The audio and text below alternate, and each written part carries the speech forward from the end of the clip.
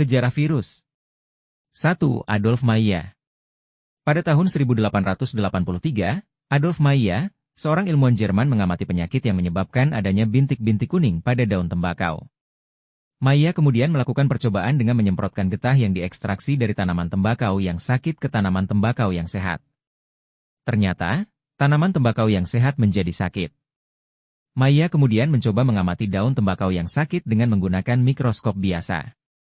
Akan tetapi, ia tidak dapat menemukan bakteri yang diduga menjadi penyebab penyakit tersebut. Meyer kemudian menyimpulkan bahwa bakteri penyebab penyakit pada tanaman tembakau berukuran lebih kecil dari bakteri biasanya. 2. Dmitri Ivanovsky.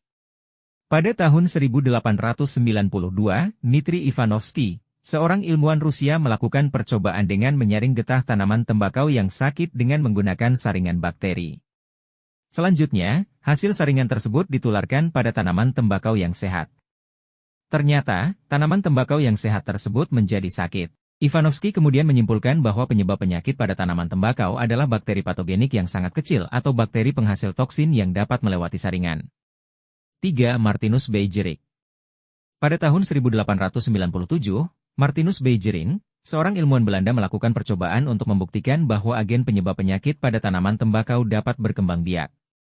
Beijerinck menyemprotkan getah tanaman yang sudah disaring ke tanaman yang sehat. Setelah tanaman yang sehat menjadi sakit, getah tanaman tersebut digunakan untuk menginfeksi tanaman berikutnya, dan seterusnya hingga beberapa kali pemindahan.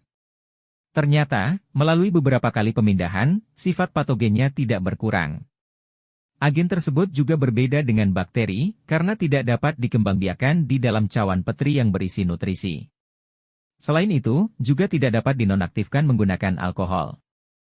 Beijerinck kemudian menyimpulkan bahwa agen tersebut adalah partikel yang lebih kecil dan lebih sederhana dari bakteri. Beijerinck kemudian menyebutnya sebagai virus lolos saring, filtrable virus.